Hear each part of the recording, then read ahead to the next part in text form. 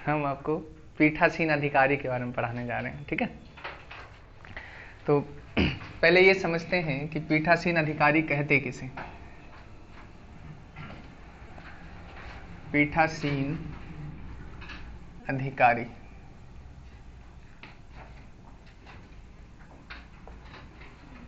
जो दोनों सदन होते हैं उनमें जो हेड मतलब उसकी अध्यक्षता करते हैं उन्हें कहते हैं। जैसे लोकसभा में दो लोगों के बारे में पढ़ना है, एक आपने सुना होगा स्पीकर नाम से, जिसे हम अध्यक्ष कहते हैं, और दूसरा किसे, उपाध्यक्ष। और राज्यसभा में हम लोगों ने सुना है दो लोग, कौन से, सभापति और उपसभापति। हम इसमें यह भी बताएंगे कि लोकसभा में सभापतियों की एक तालिका बनाई जाती है और राज्यसभा में उपसभापतियों की एक तालिका बनाई जाती है। तो पूरा कॉन्सेप्ट समझते हैं। काफी डिफिकल्ट टॉपिक माना जाता है, स्पीकर के बारे में बहुत संक्षेप में चीजें बताई जाती हैं और अब की लगातार 2-3 वर्ष से यूपीएससी यहाँ से क्वेश्चंस भी पूछ रही है। तो हम समझते हैं पीठासीन अधिकारी। डाल लीजिए इसमें पहला, लोकसभा अध्यक्ष।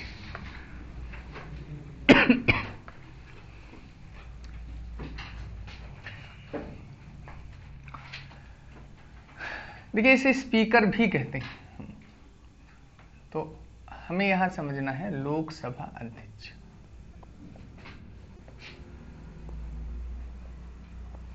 क्या बताएंगे आपको, हम सिखाएंगे इसमें।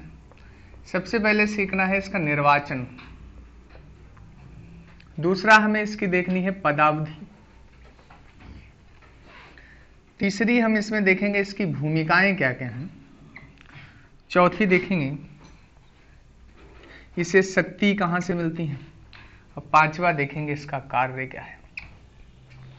यानी 5 बातें हमें स्पष्ट करनी है कि निर्वाचन कैसे होता है, पदावधि, भूमिका, शक्ति और कार्य, ठीक है। तो पहले समझाते हैं निर्वाचन कैसे होता है।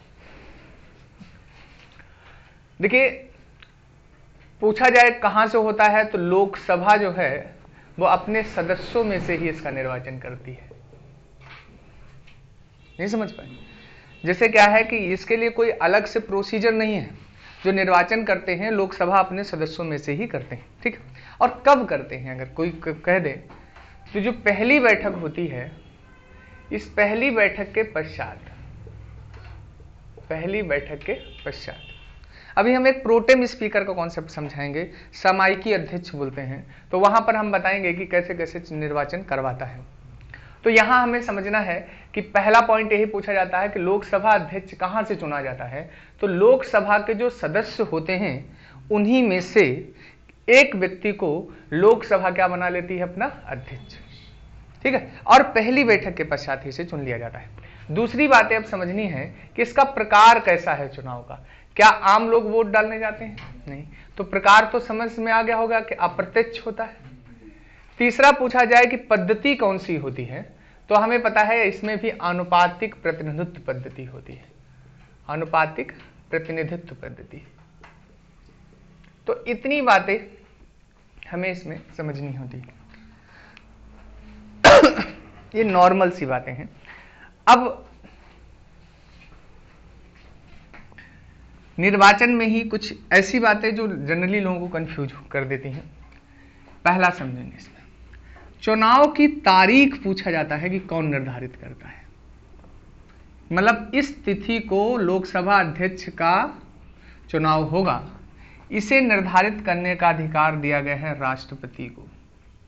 कौन निर्धारित करता है? राष्ट्रपति। लेकिन याद रखेंगे अभी तुलनात्मक यहां पर हम बताए दे रहे, उपाध्यक्ष के चुनाव की तारीख अध्यक्ष निर्धारित करेगा, लेकिन अध्यक्ष की तारीख कौन निर्धारित कर रहा है? राष्ट्रपति निर्धारित कर रहा है। बात समझ पा रहे? तो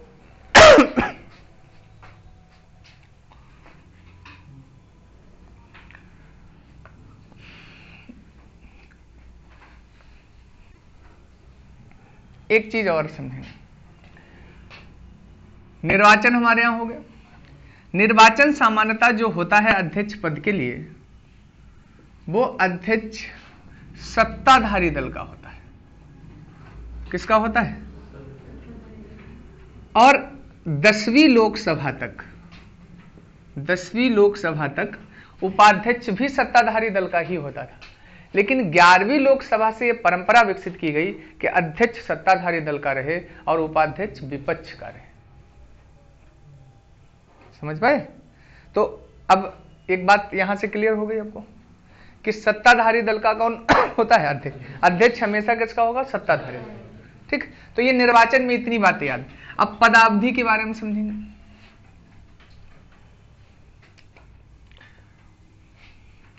दूसरा है पदावधि।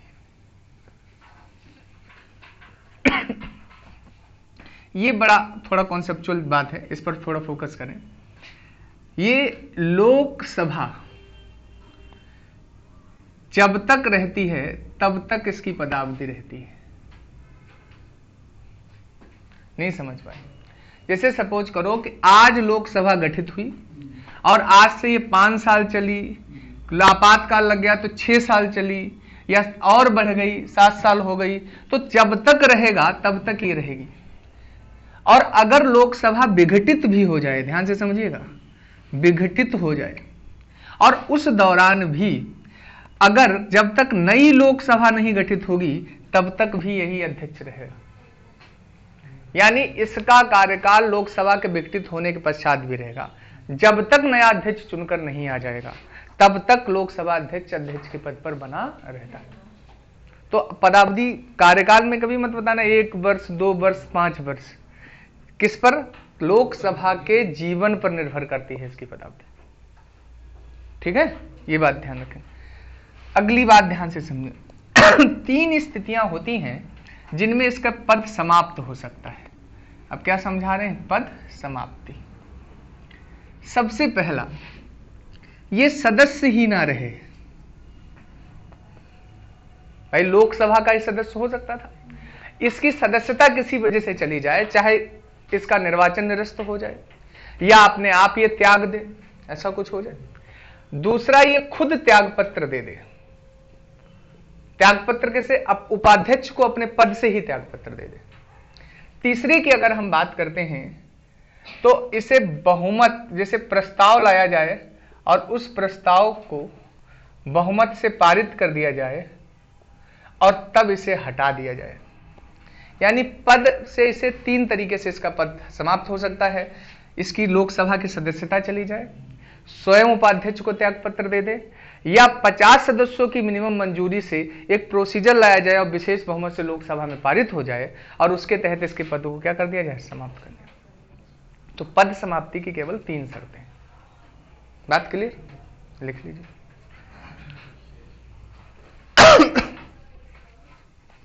मैंने 2 कॉन्सेप्ट अभी बता दिया आपको, निर्वाचन कैसे होता, पदावधि।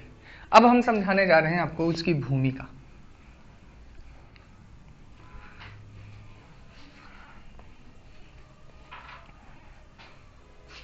समझे? भूमिका पर थोड़ा फोकस करिएगा, पढ़ोगे बड़ी कॉम्प्लिकेटेड लगती है भूमिका। सबसे पहले भूमिका में एक कीवर्ड याद रखेंगे कि ये मुखिया होता है, दूसरा ये अभिभावक होता है, तीसरा ये व्याख्याकर्ता होता है। ये अगर 3 टर्म आप समझ जाएं तो मैं समझाऊं। देखिए, पहला मुखिया का मीन क्या है। लोकसभा में जब ये बैठता है तब सभी शक्तियों का कार्यवाही कैसे संचालित होगी, कैसे क्या होगा, उन सबका मुखिया कौन है? अभिभावक क्या, किसकी कितनी शक्तियां हैं, किसे कौन से विशेषाधिकार मिलेंगे, उन सबका अभिभावक है। अभिभावक मतलब समझते हैं? पेरेंट्स। जैसे हमारे पेरेंट्स भी क्या है? हमारी शक्तियों के, हमारे विशेषाधिकारों के क्या है? देखरेख करने वाले अभिभावक है। व्याख्याकर्ता का मतलब क्या है? अंतिम व्याख्याकर्ता। संसद के अंदर संविधान की व्याख्या, चाहे लोकसभा की प्रक्रिया और नियम कार्य जो पुस्तिका है उसकी व्याख्या, या हम कहें जो संसदीय परंपराएं हैं उनकी सभी की व्याख्या, अंतिम व्याख्याकर्ता यही होता है। तो 3 भूमिकाएं हैं, ये मुखिया भी है सदन का, ये अभिभावक भी है और ये अंतिम व्याख्याकर्ता भी। उसके अंदर कोई बाद में कोई कानून बना, सुप्रीम कोर्ट बाहर जाके कुछ भी व्याख्या दे, लेकिन सदन के अंदर व्याख्या अंतिम रूप से किसकी मानी जाएगी? इसी। तो अंतिम व्याख्याकर्ता, अभिभावक और मुखिया होता है। 3 भूमिकाएं सदन में ये वो करता है। समझिएगा, प्रधानमंत्री उप प्रधानमंत्री के बाद सर्वोच्च पद यही है, सभी कैबिनेट मंत्रियों से ऊपर होता है। समझ पा रहे बात को? तो भूमिका समझ में आ गई। अब अगर हम बात करते हैं शक्ति स्रोत पर, क्वेश्चन पूछा गया है कि इसकी शक्ति का स्रोत क्या है। तो 3 शक्ति के स्रोत हैं। एक तो संविधान ही है, एक लोकसभा में कार्य और नियम पुस्तिका जो बनाई गई है जिससे लोकसभा संचालित होनी है, और तीसरा हमारे यहां कुछ संसदीय परंपराएं हैं।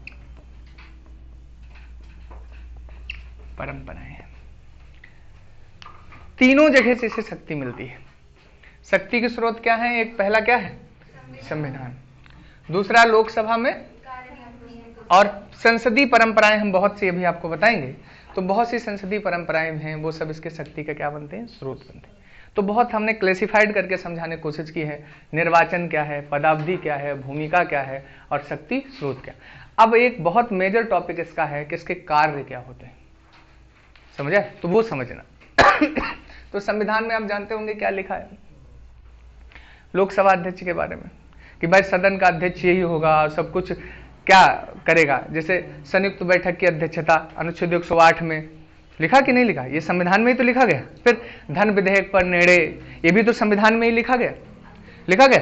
फिर क्या है? कार्यवाही के संचालन नियम तय करना, ये सब कहाँ लिखा गया? लोकसभा में कार्य नियम पुस्तिका में। ठीक है, किसे बोलने देगा, किसे नहीं बोलने देगा, ये सब कहाँ, कैसे किस प्रोसीजर से बोलने देगा, तो ये सब कहाँ लिखा। फिर संसदीय परंपराओं में क्या है आपको बताया, जैसे गुप्त बैठक है और किसी को प्रवेश देगा या नहीं देगा।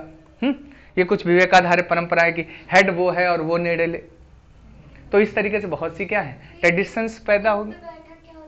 गुप्त बैठक ऐसे होता है, जैसे संयुक्त बैठक एक होती है जब दोनों सेशन को बुला लिया गया। अब मान लीजिए कोई गंभीर इशू चल रहा है और उस पर हम चाहते हैं कि देश में ज्यादा लोगों को पता चलेगा, तो हो सकता है कि जिस देश के बारे में बैठक है, जिस मुद्दे पर है, उसमें कुछ आक्रोश पैदा हो जाए, तो संसद के कुछ लोगों को गुप्त मैसेज भेजा जाता है, ऑर्गेनाइज करके बुलाया जाता है कि फाइनल होना क्या चाहिए। जैसे कभी कभी सुनते हो ऑल पार्टी मीटिंग्स, इसी तरीके से मतलब सबको बुलाकर उन मुद्दों पर विचार विमर्श किया जाता है। ठीक, तो ये चीज। अब हम समझते हैं इसके कार्य।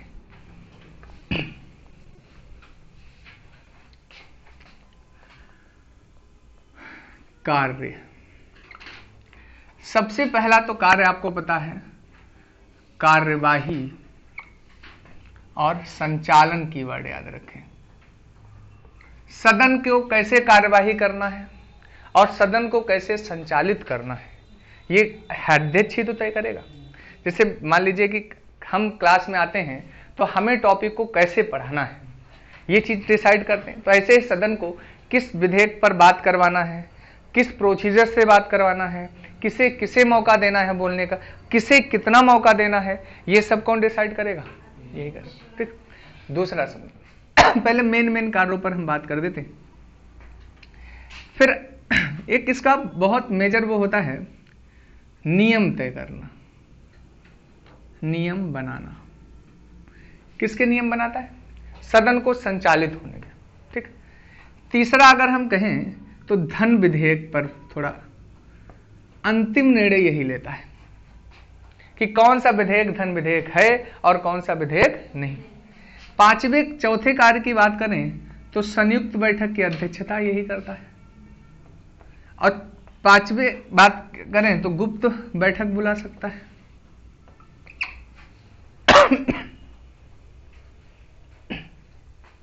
क्या करेगा? गुप्त बैठक बुलेगा। और देखिए संसदीय समूह,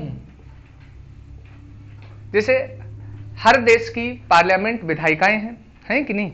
जैसे मैंने बताया था ईरान की मजलिस है, अमेरिका की कांग्रेस है, उनके सांसद लोग कभी कभी मीटिंग्स करते हैं और क्या लॉ एंड ऑर्डर होना चाहिए उनमें पार्टिसिपेशन होता है। उन संसदीय मंचों में ये जब पार्टिसिपेट करेगा तो भारत की तरफ से अध्यक्षता करेगा। समझे? फिर संसदीय समूह व संसदीय मंच भी होते हैं, और 3 समितियां याद रखना है। एक कार्य मंत्रणा समिति, एक नियम समिति और एक प्रयोजन समिति, इनका हमेशा अध्यक्ष होता है।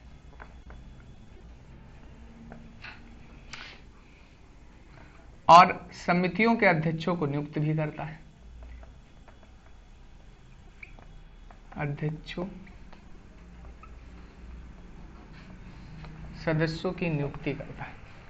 ये कार्य मंत्रणा समिति नीति प्रयोजन समिति का अध्यक्ष होता है और साथ में ये समितियों के अध्यक्षों की और सदस्यों की क्या करता है, नियुक्ति भी करता है।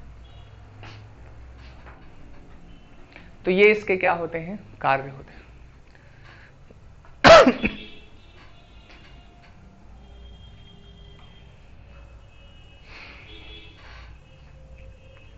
बात समझ पा रहे हैं?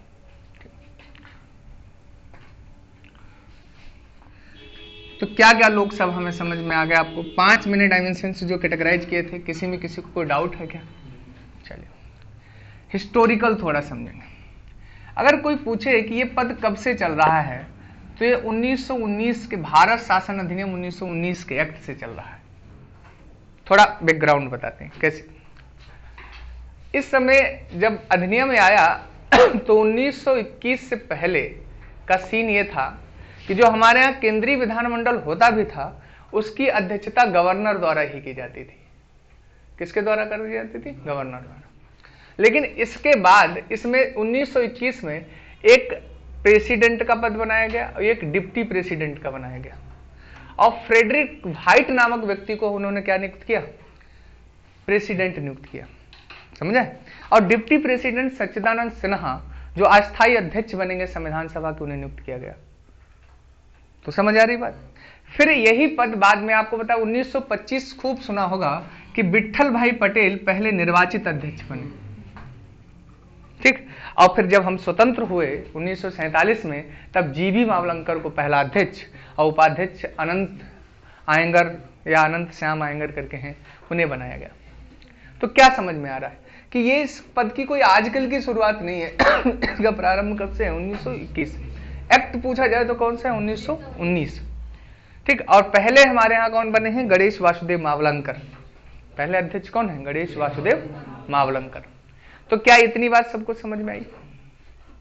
तो अब हमारे लिए बाकी पद पढ़ना थोड़ा आसान है, क्योंकि तुलनात्मक अगर आप स्टडी करें, जैसे अध्यक्ष मैंने बता दिया, अब उपाध्यक्ष का लगभग सब कुछ सेम है, थोड़ी बातें डिफरेंट है।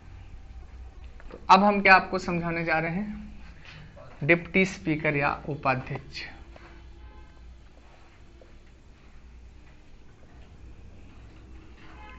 ठीक, ध्यान से समझिए। पहला पूछा जाए कि कौन होगा, तो हमें पता है ये भी लोकसभा के सदस्यों में से ही चुना जाएगा। ठीक है, तो इसका मतलब लोकसभा का सदस्य होने वाला तो पहली शर्त है ये, कोई दिक्कत नहीं। दूसरा, तारीख अगर हम पूछें तो अभी क्या बताया कि कौन? लोकसभा स्पीकर, लोकसभा अध्यक्ष निर्धारित करेगा, लेकिन उसमें राष्ट्रपति करता था। अब बाकी चीजें पूछी जाएं कि भाई चुनाव का प्रकार बताओ, तो अप्रत्यक्ष। ठीक। अब अगर हमसे पूछा जाए पद्धति बताओ, तो हम क्या बताएंगे? आनुपातिक प्रतिनिधित्व पद्धति। पद समाप्ति पूछी जाए या पदावधि पूछी जाए तो सेम। पद समाप्ति के लिए 3 शर्तें बताई अगर याद हो। क्या पहली? सदस्य ना रहे, त्यागपत्र दे दे। अब ये त्यागपत्र किसे देगा? अध्यक्ष को। और या तो क्या हो जाए कि बहुमत प्रस्ताव लाए और इसे निरस्त कर दें, मतलब पद से हटा दें। तो ये लिखते जाइए, अभी बहुत सी तुलनात्मक जो कॉन्सेप्ट आने वाला है इसके बाद। कॉमन अभी बता रहे हैं, है ना?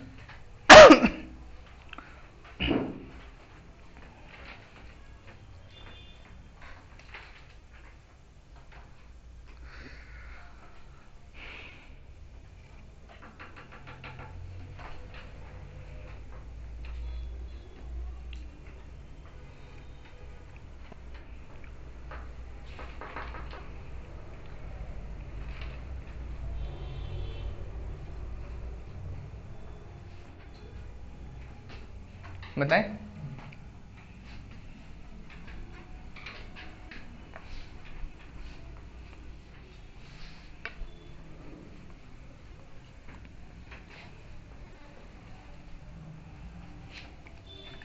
अब देखिए उपाध्यक्ष में आगे की बातें समझेंगे।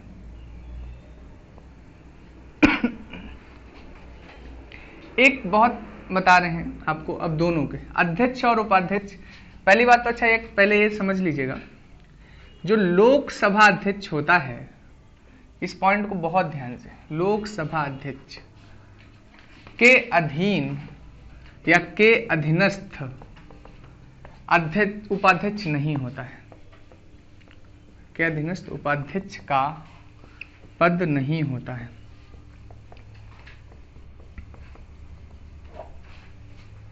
फिर क्या होता है? ये भी किसके प्रति उत्तरदायी होता है? संसद के प्रति या लोकसभा के। हम क्या कहेंगे? ये लोकसभा के प्रति उत्तरदायी होता है, प्रति उत्तरदायी होता है। समझ पा रहे? अगर कोई कह दे कि क्या लोकसभा के अधीन होता है लोकसभा अध्यक्ष के उपाध्यक्ष, तो नहीं, अधीनस्थ नहीं होता, उसका सबऑर्डिनेट नहीं होता है, अपना एक स्वतंत्र ऑफिस रखता है। समझ आए? अब यहीं से कॉन्सेप्ट निकल रहे हैं, जो उन कॉन्सेप्टों को ध्यान से समझें। बताएंगे दूसरा कॉन्सेप्ट क्या है? जैसे मान लीजिए कि इन्हें पद समाप्ति वाला जो हमने टॉपिक आपको बताया है, इनके लिए सुनवाई हो रही है कि इन्हें पद से हटा दिया जाए, तो उस दौरान इन दोनों के पास क्या क्या अधिकार होते हैं?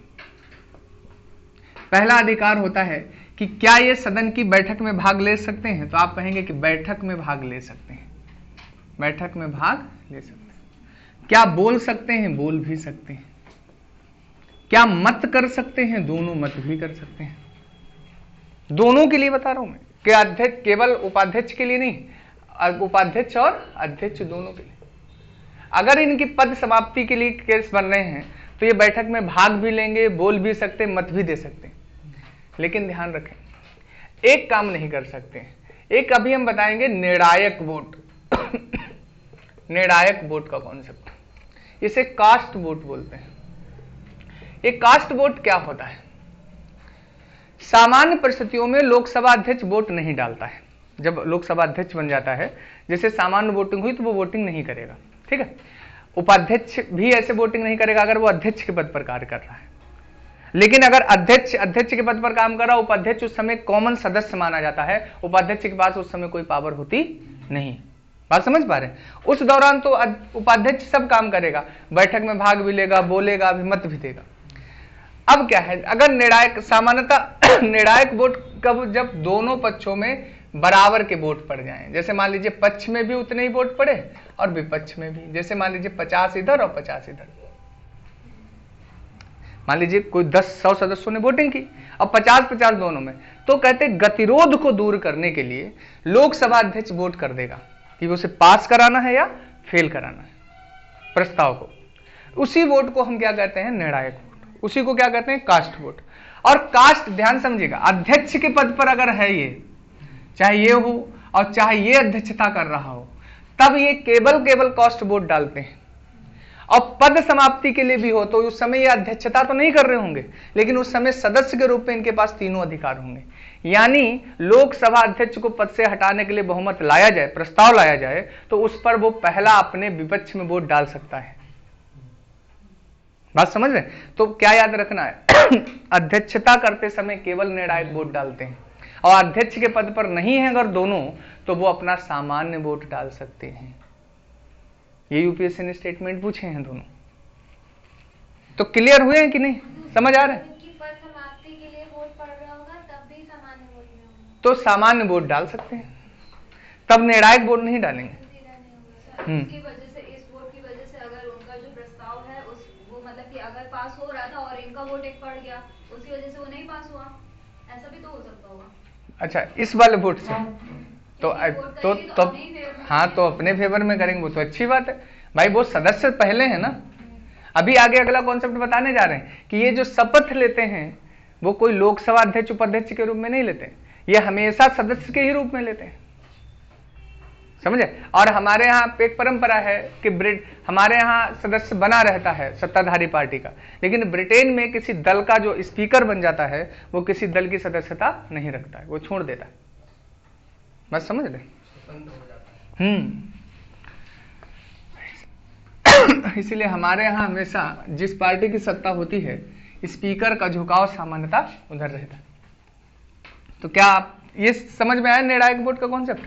अब शपथ के बारे में लिख लीजिए। ये शपथ सदस्य के रूप में ही लेते हैं, अध्यक्ष या उपाध्यक्ष के रूप में नहीं। दोनों के कॉमन बातें बता रहे हैं, सदस्य के रूप में ही लेते हैं, अध्यक्ष या उपाध्यक्ष के रूप में नहीं। ठीक। अब वेतन भत्ता कौन निर्धारित करेगा? संसद करती है। मैंने बताया है 99% वेतन भत्ते हमारे यहाँ संसद ही निर्धारित करती। समझ आई बात? अगली बात ध्यान से समझेंगे।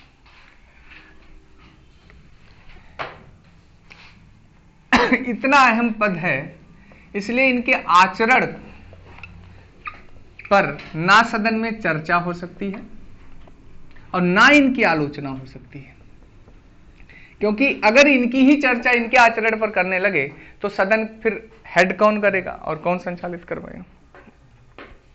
निष्पक्षता स्वतंत्रता बरकरार रहे इसलिए ऐसा किया जाता है। पर जब स्पीकर जो होता है वो बोल रहा होता है, जो सदस्य होते हैं वो बोलते रहते हैं, मानते हैं। हाँ, तो वो हमारे यहाँ तो आपको पता ही है राजनीति का स्तर, इसीलिए इसे पावर्स भी ये सब दी गई हैं कि जैसे राष्ट्रपति का अभिभाषण हुआ, उस दौरान सदस्यों ने कैसा रिएक्ट किया या एक्ट किया, उसके आधार पर ये निर्धारित करता है कि इनकी सदस्यताओं को हम क्या करें, निरस्त कर दें ना। जैसे मैं आपको बताऊं कुछ चीजें, आपने सुना होगा दल बदल के आधार पर योग्य या निर्योग्य कौन घोषित करेगा? यही करेगा। दूसरा क्या है कि किसी को भी सदन की कार्यवाही से ये बाहर कर सकता है। समझे? तो ये सब किसके काम है? लोकसभा अध्यक्ष और उपाध्यक्ष। तो अध्यक्ष उपाध्यक्ष के बारे में बातें क्लियर हुई? किसी को यहां तक कोई डाउट? अब डाल लीजिए उसी में लोकसभा में सभापतियों की तालिका। लोकसभा में सभापतियों की तालिका, केवल एक फैक्ट पहला याद रखना है कि कौन चुनता है, तो लोकसभा अध्यक्ष चुनता है। लोकसभा अध्यक्ष। दूसरा पॉइंट याद रखना है कि कितने लोगों की तालिका बनाता है? 10 सदस्यों की। और कहां से होंगे? सब लोकसभा से ही होंगे। कितने सदस्य होंगे? अब अगला जो कॉन्सेप्ट बता रहे हैं वो ध्यान से सुनिए। इसमें 2 केस बनते हैं, बहुत थ्योरी अगर आप पढ़ेंगे तो मिलेगी, लेकिन इन्हें 2 कीवर्ड में ब्रेक किया जा सकता है, एक अनुपस्थिति और एक रिक्ति। ध्यान से समझें। अगर अध्यक्ष और उपाध्यक्ष दोनों अनुपस्थित हैं, काम करने में असमर्थ हैं, उन परिस्थितियों में तो इनमें से किसी को भी उठाकर अध्यक्ष बना दिया जाएगा। बात समझ रहे हैं? लेकिन अगर अध्यक्ष उपाध्यक्ष के पद रिक्त हैं तो इस तालिका से किसी को भी अध्यक्ष या उपाध्यक्ष बनाया नहीं जाएगा। उस दौरान राष्ट्रपति क्या करेगा कि किसी व्यक्ति को लोकसभा से अध्यक्ष क्या मतलब नॉमिनेट करेगा और वो वहां पर अध्यक्षता करेगा। तो क्या याद रखना है? अनुपस्थिति असमर्थता की स्थिति में तो इस तालिका से लिया जाएगा, लेकिन अगर अध्यक्ष उपाध्यक्ष का पद रिक्त है तो राष्ट्रपति द्वारा नॉमिनेटेड व्यक्ति अध्यक्षता करेगा। इनमें से नहीं करेगा, बाहर से करेगा। अलग से क्यों करता है? अच्छा, मतलब कि अलग से या बाहर से नहीं, मतलब इनमें से क्यों नहीं करता है? अच्छा, आपको पता है जब ये लोकसभा अध्यक्ष ने चुने हैं, अगर इनसे ही संतुष्ट होते तो फिर उस स्थिति क्या, फिर तो मतलब वो हो ही जाता। उनसे संतुष्ट नहीं होंगे तो इनकी पसंद वालों संतुष्ट क्यों होंगे? इसका मतलब अलग को हम लेकर आएंगे। कभी कभी तुम लोग के क्वेश्चन ऐसे होते हैं मन ही नहीं करता कि रिप्लाई कैसे वाला करें। रिक्ति वाले में राष्ट्रपति लिख देना, ठीक, कीवर्ड। रिक्ति वाले में कौन निर्वाचित करेगा? राष्ट्रपति। ठीक, तो तालिका समझ में आ गई पहली? सही है। अब राज्यसभा पर आ जाते हैं।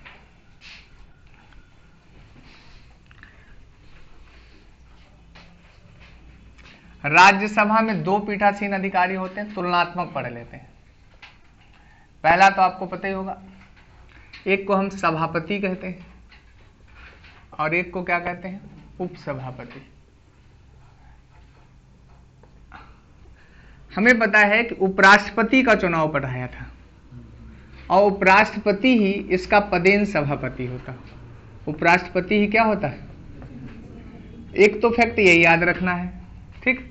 दूसरा याद रखना है कि यह राज्यसभा का सदस्य नहीं होता है। क्या नहीं होगा, सदस्य नहीं होता।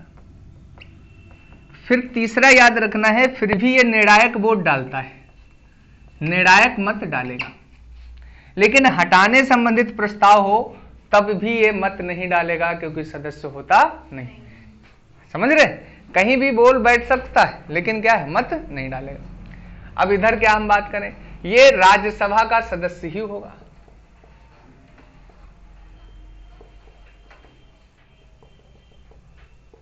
पहली समझ में आ रही। तो उपसभापति तो सदस्य होगा।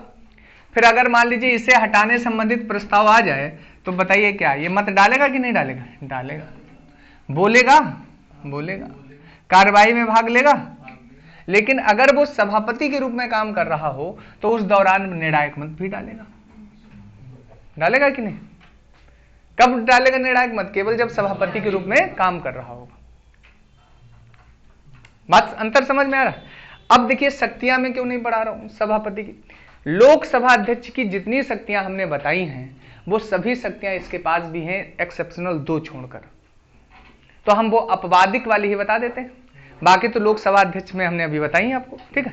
तो कौन सी 2 है एक्सेप्शनल इसके पास नहीं है। सभापति के पास कौन सी 2 ऐसी शक्तियां नहीं है जो लोकसभा अध्यक्ष के पास हैं। पहला, धन विधेयक पर इसके पास कोई अधिकार नहीं है। मनी बिल, अभी बहुत डिटेल में आएगा मनी बिल क्या है, ठीक है। और दूसरा क्या है कि संयुक्त बैठक पर इसके पास कोई, ज्वाइंट सेशन और धन विधेयक 2 स्पेशल पावर हैं लोकसभा अध्यक्ष के पास जो सभापति के पास नहीं होती। बात समझ पा रहे। तो बाकी हम कहें सदन की कार्यवाही संचालन, गुप्त बैठक, नियम बनाना, दल बदल के आधार पर निर्योग्य घोषित करना, ये सब कॉमन है। आचरण पर चर्चा विचार विमर्श हो नहीं सकता।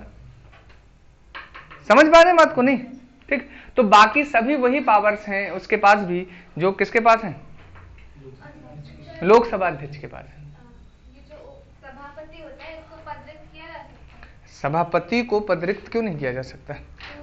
उपराष्ट्रपति जिसकी प्रक्रिया जो हटाने की है वही वाली प्रक्रिया से हम हटा देंगे। क्योंकि ये सदस्य नहीं होता है राज्यसभा का, एज सदस्य वो उसमें मत तो नहीं डाल पाएगा। हाँ, वो नहीं मत डाल पाएगा, उससे क्या दिक्कत। देखिए मैंने पढ़ाया होगा 67 क्लॉज बी में लिखा है कि राज्यसभा बहुमत प्रस्ताव पारित कर दे और उस पर लोकसभा सहमति दे दे। उपराष्ट्रपति वाला टॉपिक याद करिए। और उसी दिन से उपराष्ट्रपति को हटा हुआ माना जाएगा। और उपराष्ट्रपति को हटा हुआ माने जाने का मतलब क्या है, पदेन सभापति के, ठीक है। तो समझ में आया क्या क्या समझ यहां तक आया। अब कोई कह दे कि क्या सभापति के अधीनस्थ उपसभापति होता तो फिर मना कर देंगे। इनका भी स्वतंत्र ही होता है। यानी क्या है, लोकसभा अध्यक्ष के ना अधीन उपाध्यक्ष होता है, ना सभापति के अधीन क्या होता है, उपसभापति होता है। तो एक समझ बन पाई आपको। अगर इनके भी चुनाव की बात की जाए तो उपसभापति के चुनाव की बात की जाए तो चुनाव अप्रत्यक्ष होगा, अनुपातिक होगा, यानी कॉमन है, सब कुछ है। तो अब इसमें अगर हम बात कहने कि इसमें उपसभापतियों की तालिका बनाई जाती है, राज्यसभा में किसकी तालिका है और कौन बनाएगा, तो सभापति बनाएगा। कौन बनाएगा, सभापति। लेकिन इसमें संख्या निर्धारित नहीं है। उसमें कितनी संख्या थी, 10। इसमें कोई संख्या निर्धारित नहीं है। तीसरा पॉइंट ये समझेंगे, वही बात फिर समझाएं, बताइए। अनुपस्थिति में तो ये अध्यक्षता करेगा, जाके सभापति बनेगा, लेकिन रिक्ति की स्थिति में नहीं करेगा। और रिक्ति की स्थिति में फिर पावर राष्ट्रपति के पास आ जाएगी। तो बात समझ में आ रही। तो मैंने आपको समझाए हैं पीठासीन अधिकारी। इतनी बातें अगर आपको क्लियर हैं तो पीठासीन अधिकारी को कॉन्सेप्ट में आपका एक भी क्वेश्चन गलत नहीं होगा। किसी को यहां तक कोई डाउट, ठीक। अब जो हम आपको समझाएंगे वो सदन के नेता या नेता जो होते हैं वो समझाने वाले, ठीक है। तो यहां तक अगर कोई डाउट हो तो पूछिए।